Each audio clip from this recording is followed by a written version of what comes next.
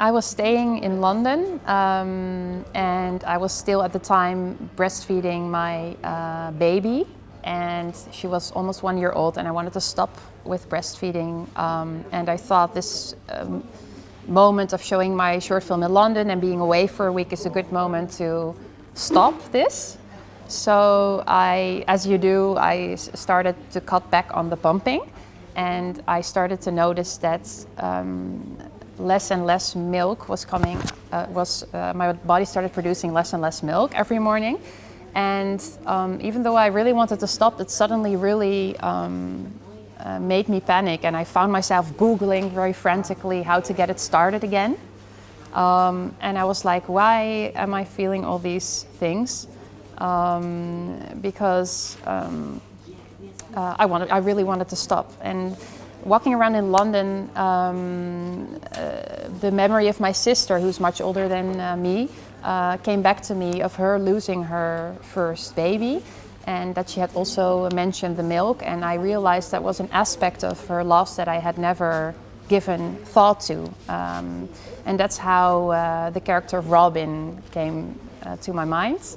And I had the idea about someone who doesn't stop pumping and who continues, and I was wondering what happens to someone who does that and makes that choice.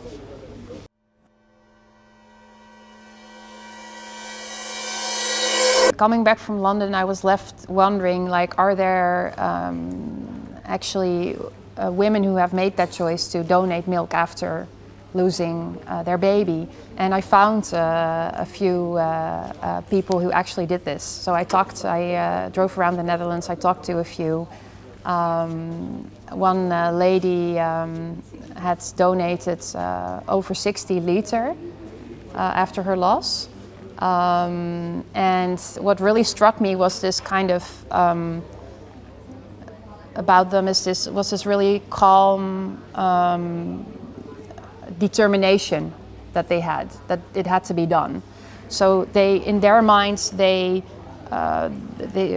lady said that I just spoke about told me it really helped her to have a schedule every day where she was really thinking about her loss, and really where she could really reconnect with her body and with her baby. And one lady also put it the other way around, that the idea that this milk would not have any use, that this was like unthinkable for her, and that really touched me. That's the way she phrased it. Yeah.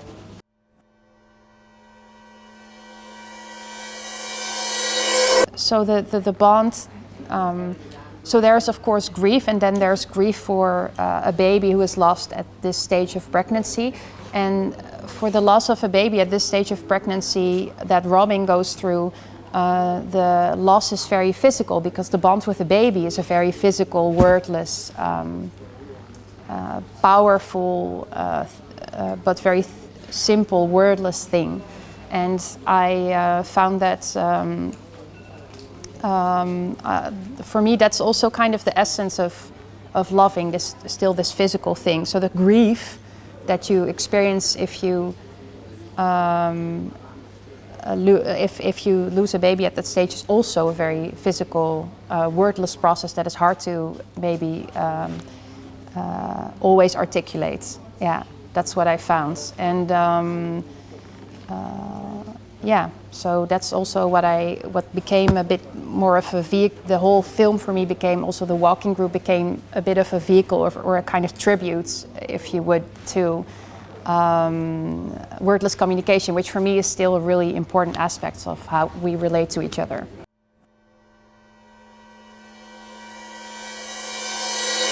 The Netherlands has an enormous tradition of walking groups, just like walking groups everywhere. There's a walking group for everything. So that's another reason I wanted to do this. I have not met a specifically walking morning group, but there's a lot of silent morning groups of that are sit in nature together. And there's a lot of walking groups. I'm sure the combination also exists, but I found it an interesting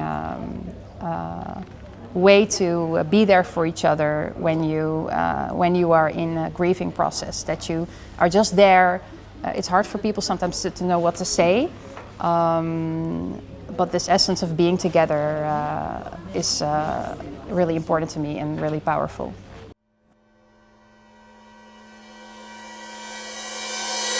So for me, the character of Robin is kind of like a quiet rebel who goes a bit against what is expected from a grieving mother. So what I looked for her is what I really found beautiful about Frida Barnhart, who plays the lead role, is that she has this darkness to her and also this lightness, and that she she really embodies both of those qualities, I feel. And she can handle dialogue very well, but also just presence. And this idea of a rebel, I found that she embodied that in a very unique way that was really her way. Yeah.